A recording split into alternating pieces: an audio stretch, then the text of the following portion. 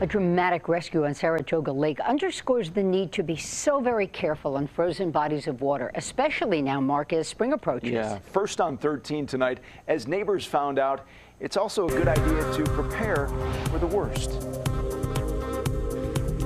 Kathy Simmons strapped on the snowshoes for a walk across Saratoga Lake.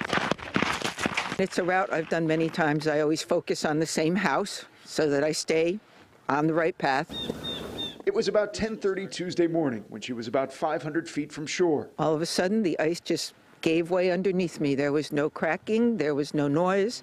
I just went straight down into the water. Had no idea what hit me, just total shock. She was in the frigid water up to her armpits and screaming for help, but no one was around and no one could hear her.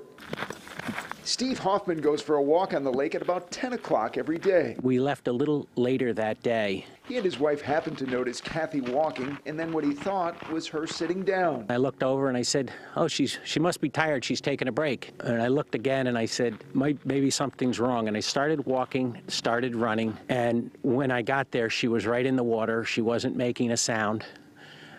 And I said, Kathy, I'm here.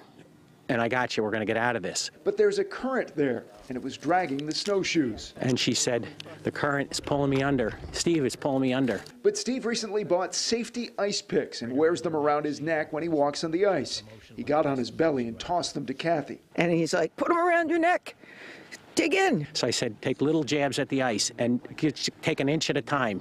And she kept doing that, and I kept pulling and doing that and pulling and doing that. Steve estimates she was in the icy water for 5 to 7 minutes before he got her out. That same night, after Kathy had recovered, she bought herself her own pair of safety ice picks and an emergency whistle for both her and Steve. It was God's timing. 15 minutes either way, we would not have been able to help her at all. Oh my God, yes, many times I've played the what if scenarios through my mind. He'll always be my savior.